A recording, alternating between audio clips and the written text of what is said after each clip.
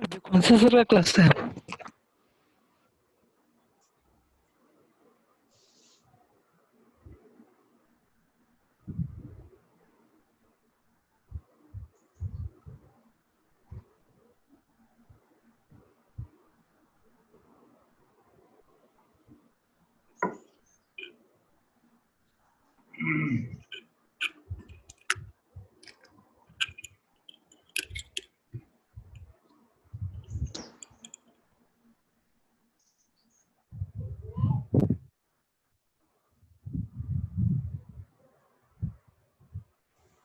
सभी बच्चों को गुड आफ्टरनून।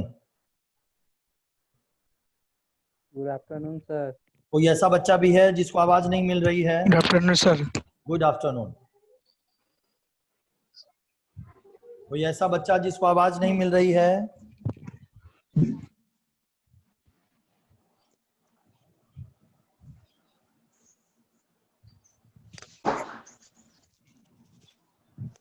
पहला जो शेड्यूल क्लास है हमारा बिजनेस स्टडीज का है, जो कि कॉमर्स में दूसरी बुक आपको पढ़नी है। और जितने नए बच्चे अभी ज्वाइन किए हैं क्लास को, उन बच्चों को मैं बता दूं कि अभी आपकी बीएसटी की क्लास चलेगी, देन 40 मिनट्स के बाद आपकी अकाउंट्स की भी क्लास चलेगी, ठीक है। सर तो पीएसटी का कौन सा बुक लेना है, कौन सा राइटर का? जी बीएसटी में पूनम गांधी और एनसीईआरटी, सर पूनम दोनों लेना गांधी, होगा? जी पूनम गांधी और एनसीईआरटी दोनों किताबें लेनी पड़ेगी आपको। अच्छे से पढ़ना है नहीं तो, सर। अच्छे से नहीं पढ़ना है तब तो कुछ भी ले लीजिएगा तो काम चलेगा, नो सर, नो सर। ठीक है ना। चलिए बात करते हैं, पिछले क्लास में जो हम लोगों ने बातचीत किया था, उसमें हम लोगों ने बातचीत किया था, सबसे पहले हम लोगों ने बात डिस्कस किया था एक्टिविटी के बारे में। अपना नाम से बोले। सर तो बीएसटी क्लास में तो आज मेरा पहला दिन है सर। कोई दिक्कत नहीं है, मैं रिवाइज कर रहा हूँ, बहुत कुछ नहीं हुआ है, थोड़ा सा ही हुआ है, जो भी कुछ छूटा है वो सब कुछ मैं करवा दूंगा। बीएसटी का हिस्ट्री वाला पार्ट नहीं पढ़ना है क्या? सारे सिलेबस पढ़ने हैं, बस स्टार्टिंग का थोड़ा सा पार्ट नहीं पढ़ना है। राधिका, आप सिलेबस की चिंता नहीं करें, मैं खुद सीबीएसई का पैनल का टीचर हूं, ठीक है। 153वां रैंक है मेरा, मेरे पास ऑलरेडी मेरे मेल पे सब कुछ आ जाता है, और ऑलरेडी मैं सीबीएसई स्कूल से जुड़ा हुआ हूँ। जीडी मदर मुजफ्फरपुर की सबसे बड़ी स्कूल है जहां पे मेरी क्लास चलती है, तो इसलिए राधिका जी आप एकदम परेशान नहीं होइए, आपको जो पढ़ना है उतना ही पढ़ाया जाएगा, ठीक है ना। चलिए बात करते हैं आगे। मैं आपको एक बात बता दूं कि बीएसटी में पिछले क्लासेज में जो हम लोगों ने स्टडी किया था, उसमें हम लोगों ने स्टडी किया था सबसे पहले एक्टिविटी के बारे में, और एक्टिविटी में हम लोगों ने डिस्कस किया था कि एक्टिविटी हमारा दो तरीके का होता है, एक होता है हमारा इकोनॉमिक एक्टिविटी और दूसरा हमारा होता है non economic activity. Economic activities में हम लोग ने देखा था कि 3 तरह की एक्टिविटी होती है हमारी। फर्स्ट हमारा होता है बिजनेस, सेकेंड हमारा होता है प्रोफेशन, एंड थर्ड हमारा होता है एम्प्लॉयमेंट। बच्चों पिछले क्लास में हम लोगों ने बिजनेस के बारे में बात किया था, और जहां तक मुझे याद है कि हम लोगों ने बिजनेस के बारे में डिस्कस किया था कि बिजनेस होता क्या है, और बिजनेस के बारे में मैंने कहा था कि जब रेगुलर बेसिस पे आप बिजनेस करते हैं और बिजनेस में प्रोडक्शन करना, किसी सामान को खरीदना, किसी सामान को बेचना, उसको एक जगह से दूसरे जगह तक पहुंचाना, ये सारी चीजें किसका पार्ट होता है? बिजनेस का पार्ट होता है। हमने बहुत सारी चीजें बात की थी फीचर्स ऑफ बिजनेस के बारे में, कैरेक्टरिस्टिक्स ऑफ बिजनेस के बारे में पिछले क्लास में। कैरेक्टरिस्टिक्स में सबसे पहला कैरेक्टरिस्टिक्स हम लोगों ने बातचीत किया था एंड इकोनॉमिक एक्टिविटीज। क्या है बिजनेस हमारा? क्या है? एक इकोनॉमिक एक्टिविटीज है।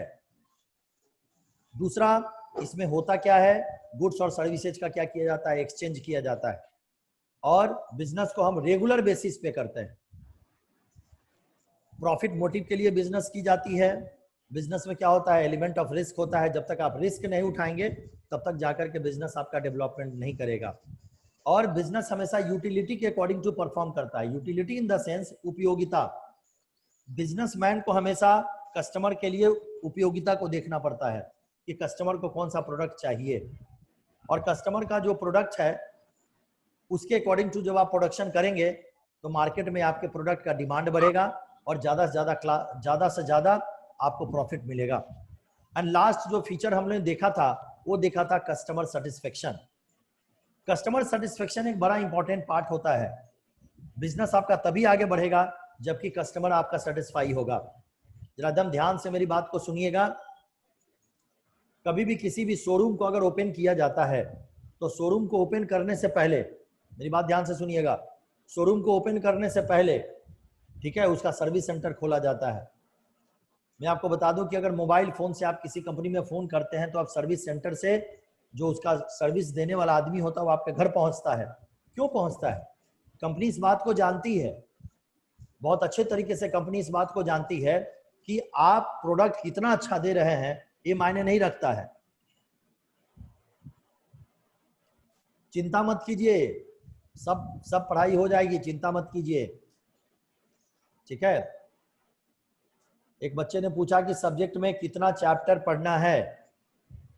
चिंता एकदम नहीं कीजिए कितने चैप्टर्स पढ़ने हैं। वैसे मैं बता दूं आपको कि चैप्टर तो बहुत कम पढ़ने हैं, 10 चैप्टर पढ़ने हैं मात्र। लेकिन सर जी एमबीए का सिलेबस पढ़ना है, मैं आपको बता दूं एमबीए में जो सारी चीजें पढ़ी जाती है वो सारी चीजें यहाँ पे पढ़ना है। खैर एक रिक्वेस्ट और मैं करूंगा कि जब बच्चों आप क्लास ज्वाइन करते हैं तो जिस समय आप जूम एप्लीकेशन की आईडी ओपन करते हैं तो आईडी ओपन करते हैं उसमें अपना नाम मेंशन जरूर कर दें, उससे हमें आपको कम्युनिकेट करने में आसानी हो जाती है। और नहीं तो मुझे बुलाना पड़ेगा क्यू कॉम BTD, फिर किसी को बुलाना है तो 5012D700, अबे क्या नाम हो गया भाई, तो ये अच्छी बात नहीं होती है इस तरह से किसी को बुलाना, ठीक है ना, आपको भी बुरा लग सकता है। तो इसलिए प्लीज जब भी आप जूम एप्लीकेशन लॉगिन करेंगे तो आप वहां पे अपना नेम मेंशन जरूर कर देंगे। ओके, तो हम लोग बात कर रहे थे कस्टमर सेटिस्फेक्शन के बारे में। कहानी सुनिए, मेरे साथ जो घटना घटी थी मैं बता रहा हूं आपको कि कस्टमर सेटिस्फेक्शन कितना बड़ा रोल प्ले करता है आज के बिजनेस में। मैं दिल्ली था, मेरी पढ़ाई लिखाई वहीं से हुई है, मैंने MBA किया, CA फाइनल किया वहां से, देन इग्नू में मेरी नौकरी लगी, 4 साल मैंने नौकरी की। मैंने वहां पे दिल्ली में आइडिया का पोस्टपेड कनेक्शन चलता था। स्टूडेंट लोगों को वो पोस्टपेड कनेक्शन बिना आईडी के मिलता था, बस कॉलेज का आपके पास होना चाहिए और उसके बाद मिल जाता था, पैसे भी कम लगते थे। मैंने आईडी का पोस्टपेड कनेक्शन लिया हुआ था। अब वो आइडिया का जो पोस्टपेड कनेक्शन, मैं जब यहाँ आया तो 2 तरीके का मोबाइल होता था, एक प्रीपेड मोबाइल होता है, एक CDMA सेट होता है। तो CDMA सेट जो होता था उसमें खूब चला था, रिलायंस धीरू भाई अंबानी का CDMA सेट आया था, फिर उसी से मैं आइडिया भी निकाली थी और उसका नाम था कर लो दुनिया मुट्ठी में। सबसे पहला जो रिलायंस का फोन आया था वो था कर लो दुनिया मुट्ठी में, और बहुत चला था रिलायंस का फोन, छोटा सा फोन हुआ करता था। तो मैंने वो पोस्टपेड कनेक्शन ले लिया था। मैं मुजफ्फरपुर आया, अब उसके लिए मुझे CDMA सेट चाहिए था। अब वो CDMA सेट अब कैसे मिलेगा? अब CDMA सेट उस समय एक ही कंपनी बनाती थी, स्पाइस। अब शायद नाम भी आप लोग नहीं सुनते होइएगा, लेकिन स्पाइस कंपनी बहुत अच्छी कंपनी हुआ करती थी फोन के लिए एक समय में। स्पाइस, SPICE, आज भी कभी कभी ऐड बहुत आता है। घटिया कंपनी। हाँ तो मतलब ऑनलाइन हम मंगाए थे मोबाइल, इतना बकवास फोन था, इतना बकवास फोन था, अच्छा क्या चलो कोई उसको बात नहीं। बोलते हैं, लेकिन तो सर उससे बहुत डुप्लीकेट भी हो गया होगा। हाँ बहुत सारा मतलब उस फोन के साथ मेरे साथ जो घटना घटी थी मैं बता रहा हूँ आपको। मैं कहानी आपको सुना रहा हूँ 2004-5 की, उस समय की घटना सुना रहा हूँ। अब वो स्पाइस फोन मैंने लिया, उस समय स्पाइस फोन दिया था 7,000 रुपए का, इतना छोटा बड़ा सुंदर सा सेट था, एकदम इतना ही बड़ा सेट था सर। वो फोन हमने खरीदा 7,000 में। 7,000 में, आज भी मुझे उसका रेट पता है। वो फोन मैंने खरीदा और फोन खरीद करके मैं घर लेकर के आया और फोन खराब हो गया। देखो सर्विस कैसे? अब अपने आप फोन काम करना बंद कर दिया। मैं दुकान पर लेकर के गया तो दुकान वाले ने कहा कि नहीं सर अब तो फोन मेरे दुकान से निकल गया, ये रूल भी है कि अब आपको सर्विस सेंटर जाना होगा। मैं सर्विस सेंटर गया मुजफ्फरपुर के सर्विस सेंटर में, मैंने कहा कि भाई देखो यार फोन आज मैंने परचेज किया और फोन अभी खराब हो गया। तो उन्होंने कहा कि चलिए कोई बात नहीं है, आप दे दीजिए मैं बनवा करके देता हूँ। 3 दिन के बाद मैं गया अपना फोन देखने के लिए तो पता चला भाई फोन बन गया है। मैं ले लिया, घर लेकर के आया, फिर 2 दिन यूज किया, फिर फोन खराब, बड़ा परेशान हो गए। ऐसा कर करके 3 बार फोन मेरा सर्विस सेंटर चला गया मात्र 1 महीने के अंदर में। हम भी परेशान हो गए, लास्ट में जाकर के एक प्रीपेड नंबर ले लिया, जो मेरा अभी नंबर है 990544, बड़ा बहुत पुराना नंबर है। ये नंबर मैंने ले लिया और वो नंबर उस फोन को मैंने संभाल करके रख दिया। इग्नू में हमारे एक मित्र हैं, उनका भी नाम मेरे ही नाम से है, प्रणव हरि, कंप्यूटर साइंस के बहुत विद्वान टीचर हैं। हरि सर के साथ एक दिन बैठे हुए थे, हमने कहा हरि सर देखिए आप उसमें मुजफ्फरपुर बहुत कम रहने का मेरा एक्सपीरियंस था। तो मैंने कहा कि सर ये तो बड़ा मुश्किल है, देखिए ना फोन लिए थे 7,000 रुपए का और ऐसे परेशानी होगी, अब तो कोई सुनता भी नहीं। हरि सर बोले प्रणव कुछ मत करो, एक छोटा सा काम करो कि जितने भी अच्छे अच्छे अधिकारी हैं स्पाइस कंपनी के, सबका ईमेल आईडी कहीं से निकालो। मैंने ईमेल आईडी निकाल लिया, ईमेल आईडी निकला, उसके बाद में कहा कि एक ड्राफ्ट करो लेटर और फोन का जो नंबर होता है वो सारा नंबर डाल करके और खूब अच्छे तरीके से सारे कंपनी के मालिक को इसको क्या करो, फैक्स कर दो। मैंने वही काम किया। अब मैं आपको बताता हूं उसके बाद क्या हुआ। उसके बाद ऐसी स्थिति हुई कि उस कंपनी का जो मुजफ्फरपुर का डिस्ट्रीब्यूटर था वो अब हमको ढूंढता था, हमको ढूंढता। हरी सर बोले कुछ अभी मिलना भी मत। अब भाई क्यों ढूंढ रहा था हमको, तब आगे कहानी सुनिए। कंपनी ने उसके लगभग 25 लाख रुपीस फ्रीज कर दिए। क्यों फ्रीज कर दिए पता है? इसलिए फ्रीज कर दिए कंपनी ने कि उसकी गलती के कारण उसका एक कस्टमर सेटिस्फाई नहीं हो पाया। ये है कस्टमर सेटिस्फेक्शन। सबसे बड़ा इंपॉर्टेंट रोल है कंज्यूमर सेटिस्फेक्शन का। बिजनेस में आप गुड्स कितना सेल करते हैं, आप उसका क्या प्राइस लेते हो, वो मोटो नहीं रखता है बेटा। महाराजा की जो दुकान है 340 रुपए किलो जिलेबी मिलती है, अब फिर भी लोग खुशी खुशी खरीदते हैं, खुशी खुशी खाते हैं। क्यों? उनको कंज्यूमर सेटिस्फेक्शन मिलता है। तो बिजनेस का जो सबसे प्राइम रोल होता है वो होता है कंज्यूमर सेटिस्फेक्शन। ये सब बातें हम लोगों ने बात की थी पिछले क्लासेस में। आज हम अगले टॉपिक की बात करेंगे प्रोफेशन। सर। जी सर। सर मेरे एक भैया है सर, उसको शेयर मार्केट में पैसा लगाना। सर अभी उस विषय पे बात नहीं करेंगे बेटा, ठीक है? कभी आराम से फोन कीजिएगा, हम लोग बात करेंगे उस विषय पर, ठीक है ना? एक्चुअली अब वो सब विषय पर बात करेंगे तो हम लोग थोड़ा सब्जेक्ट मैटर से अलग चले जाएंगे, ठीक है ना? कभी फोन सर कीजिएगा, मैं आपको। डिस्ट्रीब्यूटर, जी सर डिस्ट्रीब्यूटर डिस्ट्रिक्ट का होता है या सर एक डिस्ट्रिक्ट का, ये डिस्ट्रिक्ट का, स्टेट का? डिस्ट्रिक्ट का, ओके। ठीक है ना? जी और सर एक शहर में एक ही ये भी होता है और ये वो होलसेलर भी एक ही होता है? वो बेटा डिपेंड करता है शहर के रेडियस के ऊपर। अब पटना शहर में क्या एक होलसेलर से काम चल जाएगा क्या? नहीं चलेगा, ठीक है? तो अब जैसे मुजफ्फरपुर है, मुजफ्फरपुर में भी आप देख लीजिएगा तो छोटी छोटी कंपनी है लेकिन 2-2, 3-3 डिस्ट्रीब्यूटर है। इसलिए रेंज बहुत बड़ा है। तो डिस्ट्रिक्ट का रेंज जितना बड़ा होता है उसके अकॉर्डिंग टू डिस्ट्रीब्यूटर अपॉइंट किया जाता है।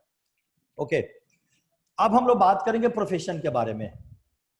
फर्स्ट चैप्टर ही चल रहा है, जो नए बच्चे ज्वाइन कर रहे हैं एकदम घबराइएगा नहीं, और मैं हर क्लास में रिवाइज करता हूं पीछे के सारी चीजों को।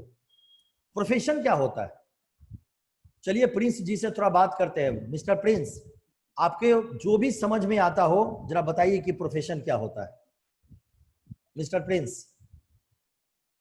प्रोफेशन वो होता है जो हम लोग किसी को सर्विस प्रोवाइड करते हैं, जैसे कि डॉक्टर का प्रोफेशन हो गया जी, ओके। चलिए वैसे ही एक टीचर का प्रोफेशन होता है। ओके, और कुछ? चलिए आमिर जी से बात करते हैं। एक नए बच्चे हैं आज क्लास में, मिस्टर आमिर। आमिर, आप क्या समझते हैं प्रोफेशन के बारे में? मिस्टर आमिर प्रयास करें। कैप पहना हुआ है आपने, आवाज मिल रही है आमिर जी?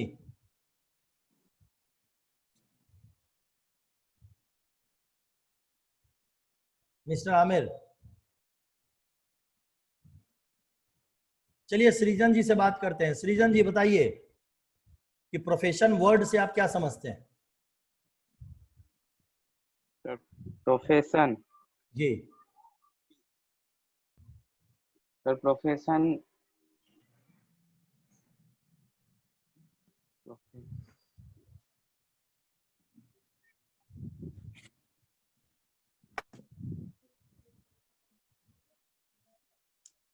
चलिए कोई बात नहीं है। ट्विंकल सिंह, आप क्या समझती हैं प्रोफेशन से? Provide service. वीडियो पे आइए, कोई प्रॉब्लम नहीं है, वीडियो पे आकर के बताइए अच्छे से। सर्विस को प्रोवाइड करना। जो सर्विस प्रोवाइडर होता है। और कुछ एक्स्ट्रा?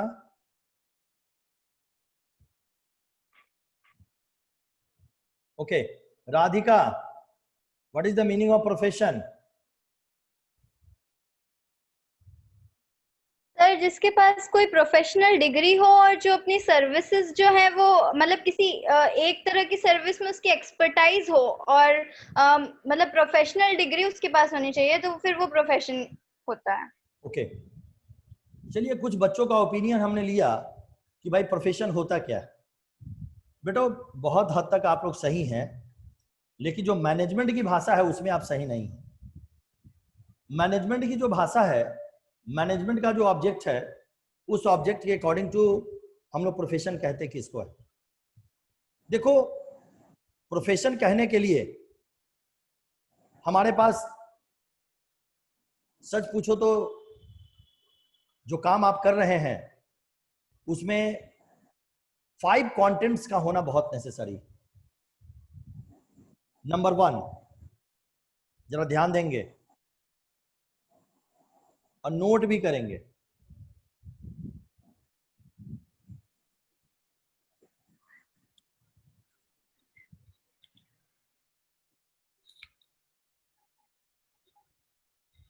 अगर हम किसी भी सर्विस को प्रोफेशन कहते हैं तो उस प्रोफेशन को हम कब कहेंगे कि ये प्रोफेशन है, इसके लिए सबसे फर्स्ट जो पॉइंट होना चाहिए, ध्यान से सुनेंगे, बॉडी ऑफ,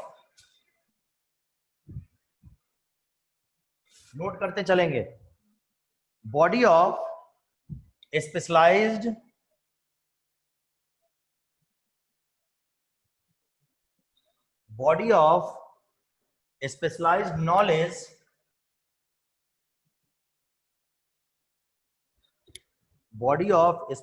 knowledge and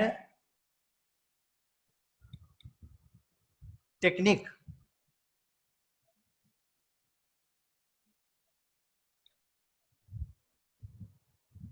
पहले लिख लीजिए, फिर एक एक करके सबको समझा दूंगा।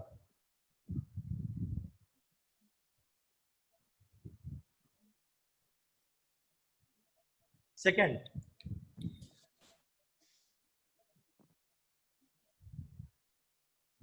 Establishment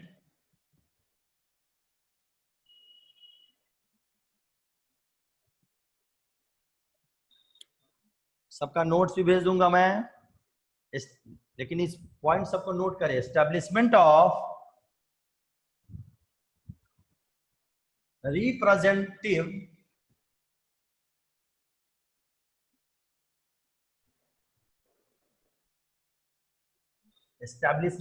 representative professional association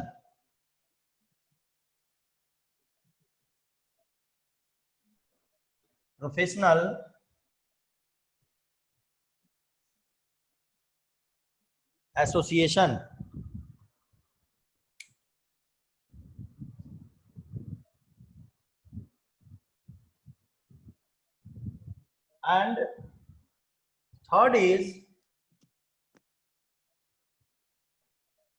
code of conduct।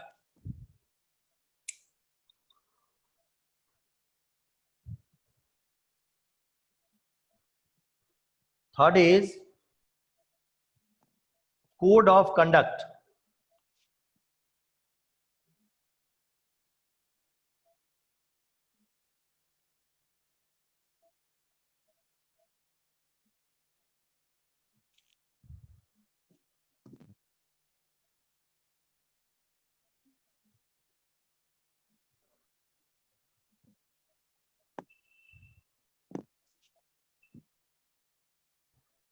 Third is code of conduct। Okay बच्चों, अब जरा ध्यान से मेरी बातों को सुनना। देखो, मैनेजमेंट में जब किसी भी चीज को हम डिफाइन करते हैं, हम अभी डिफाइन कर रहे हैं प्रोफेशनल्स को। प्रोफेशंस को डिफाइन करने के लिए कुछ बेसिक्स जो ऑब्जेक्टिव्स हैं, बेसिक जो कैरेक्टरिस्टिक्स हैं, वो होना बहुत जरूरी है। वो बेसिक कैरेक्टरिस्टिक्स, सबसे फर्स्ट फीचर क्या है? सबसे first is the body of special knowledge and technique. इसको आप स्पेशल नॉलेज के शॉर्ट फॉर्म में अगर आपको याद करना हो तो आप इसको स्पेशल नॉलेज कह सकते हैं शॉर्ट फॉर्म में। Special knowledge that means what? जैसे एक चार्टर अकाउंटेंट अगर सोचे कि मैंने कॉमर्स की पढ़ाई कर ली, बीकॉम एमकॉम कर लिया और मैं सीए का काम कर लूं, तो क्या संभव है क्या? जी नहीं, ये संभव नहीं है। क्या एक डॉक्टर जब तक उसको मेडिकल की डिग्री नहीं होगी, क्या वो मेडिकल प्रैक्टिस कर सकता है? क्या नहीं कर सकता है। क्या एक एडवोकेट जब तक उसके पास एलएलबी की डिग्री नहीं होगी, तब तक वो क्या लॉयर का काम कर सकता है? क्या जी नहीं, नहीं कर सकता है। बच्चों, प्रोफेशन हम उसे ही कहते हैं जिसमें स्पेशल नॉलेज होता है। और इसीलिए मैं आपको बता दूं कि जब तक आपके पास स्पेशल नॉलेज नहीं होगा तब तक आप उसको प्रोफेशन नहीं कह सकते। अगर मैं बात करूं कि क्या मैनेजमेंट, जो किसी कंपनी का मैनेजर होता है, क्या वो प्रोफेशनल होता है? जी नहीं, वो प्रोफेशनल नहीं होता है। इसलिए नहीं होता है कि उसके अंदर जो फीचर्स हैं मैनेज प्रोफेशन के, वो नहीं होते। लेकिन lawyer, charter accountant, company secretary, ये सारे लोग क्या होते हैं? हमारे प्रोफेशनल्स होते हैं। क्यों? कि वो बॉडी ऑफ स्पेशल नॉलेज के अंदर में आते हैं। Okay, now second point is establishment of representative professionals association. और इन लोगों को कंट्रोल करने के लिए एक संस्था होनी चाहिए। जैसे मैं आपको बता दूं कि बहुत सारे बच्चों का सपना होगा, आप कॉमर्स ले रहे हैं, सीए बनने का। तो बच्चों मैं बता दूं कि सीए जब आप बन जाते हैं तो जब तक आप चार्टर अकाउंटेंसी का वर्क करते रहते हैं तब तक आपको क्या काम करना होता है?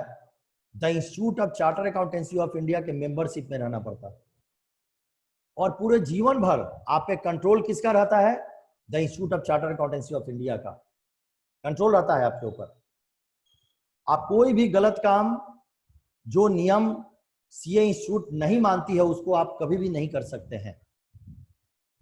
इसी तरीके से आप अगर आप डॉक्टर हैं तो आपको मेडिकल एसोसिएशन ऑफ इंडिया के आप मेंबर होते हैं और आपको मेडिकल एसोसिएशन ऑफ इंडिया के सारी चीजों को समझना और देखना पड़ता है और उसी के अकॉर्डिंग टू चलना पड़ता है। इसी तरह से बच्चों, एक बार एक मूवी मैंने बहुत कुछ दिन पहले एक देखी थी, उसमें बड़ा अच्छा दिखाया था प्रोफेशनल एसोसिएशन के बारे में। जॉली एलएलबी करके मैंने एक मूवी देखी थी अक्षय कुमार की। उसमें प्रोफेशनल्स को बड़ा अच्छे तरीके से कैटेगराइज किया गया। उसमें एक वकील रहता है जो कि जो भी लॉयर होते हैं उनको कंट्रोल करने के लिए भारत सरकार एक संस्था बनाई हुई है जिसको बोलते हैं बार काउंसिल ऑफ इंडिया। ये bar council of India control करती है किसको? वकीलों को कंट्रोल करती है। अगर कोई वकील गलत काम करता है तो बार काउंसिल ऑफ इंडिया उसको क्या करती है? कंट्रोल करती है। उसने क्या किया कि बार काउंसिल ऑफ इंडिया के अगेंस्ट में जाकर के काम कर लिया, जिसके पीछे रीजन क्या हुआ कि उसकी रजिस्ट्रेशन कैंसिल होने पर आ गई। बेटा, जो प्रोफेशनल एसोसिएशन होता है उसके अंडर गाइडेंस में आकर के आपको काम करना पड़ता है। वही सेकेंड पॉइंट क्या कह रहा है? ये establishment of representative professional association. Doctor के लिए मेडिकल एसोसिएशन ऑफ इंडिया, वकील के लिए बार council of India, chartered accountant के लिए the institute of chartered accountancy of India, that is the professional institutions. और हमेशा अगर आप प्रोफेशन को अपनाते हैं तो आपको इन सब चीजों को कंट्रोल करके चलना पड़ेगा। थर्ड पॉइंट है बच्चों, code of conduct. Her professional institutions का एक अपना नियम कानून होता है और आपको उस नियम कानून का पालन करना पड़ता है। जब तक आप उस संस्था के मेंबर होते हैं तब तक आपको उसके नियम को पालन करना पड़ता है। तो बच्चों, मैंने बताया कि प्रोफेशन क्या होता है। मैंने क्लियरली बताया कि प्रोफेशन हम उसे कहते हैं जिसके अंदर body of specialised knowledge and techniques हो, formalised method of acquiring training and experience हो, establishing of representative professional association हो, कोड ऑफ कंडक्ट हो। ये सारी फीचर्स जिसके अंदर आएंगे वही क्या कहलाएगा? प्रोफेशन कहलाएगा। किसी बच्चे को कोई भी डाउट, क्वेश्चन एराइज करें। और नेक्स्ट क्लास कब होगा?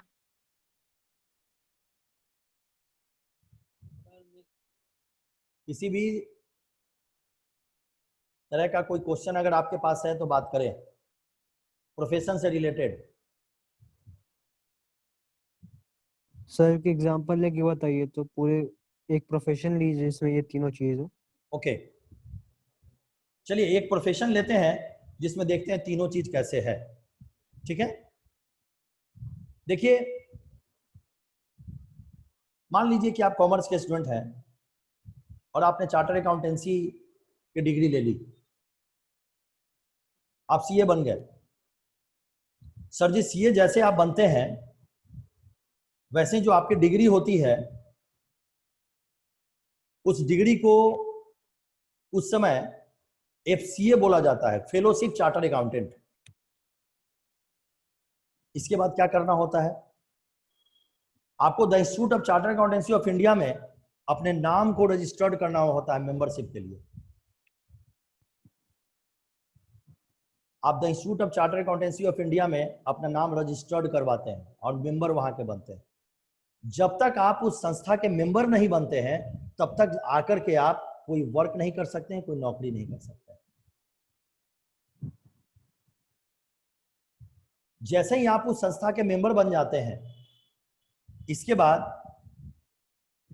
सीए इंस्टीट्यूट में किसी तरह की मीटिंग हो, उनका कोई रेजोल्यूशंस हो, उसके लिए कोई नया लॉ पास हुआ हो, कुछ नया रूल्स रेगुलेशंस निकला हुआ हो, वो सारी चीजों की कॉपी आपको मिलती है।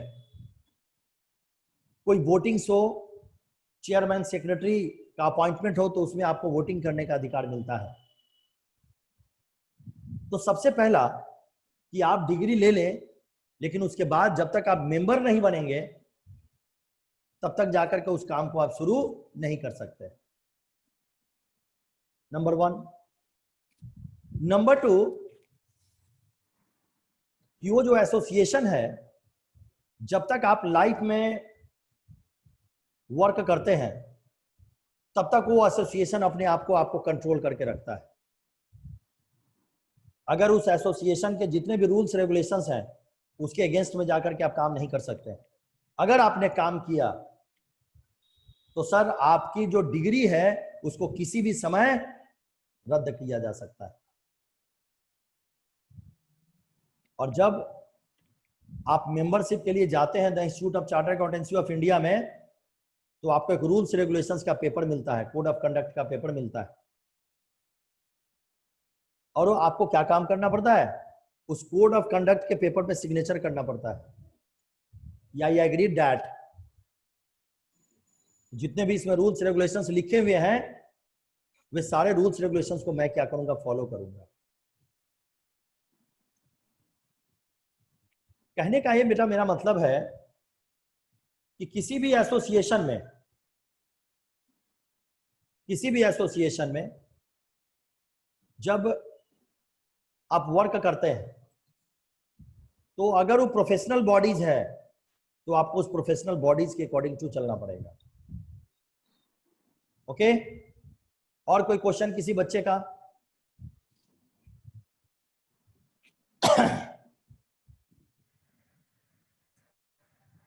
प्रोफेशन से रिलेटेड? ओके, इसके बाद बच्चों हम बात करते हैं एम्प्लॉयमेंट। चाहे आज तो टाइम कम बच गया है, आज बात नहीं करेंगे, फिर अगले क्लास में बात करेंगे। जितने बच्चे सेकेंड बैच के जितने भी बच्चे हैं, न्यू बैच के जितने भी बच्चे हैं, वो 4:30 में 8 मिनट के बाद आप लोग फिर से क्लास को ज्वाइन करें अकाउंट्स के लिए। मैं क्लास को लीव करता हूं। अकाउंट्स के लिए 8 मिनट के बाद फिर से क्लास को ज्वाइन करें।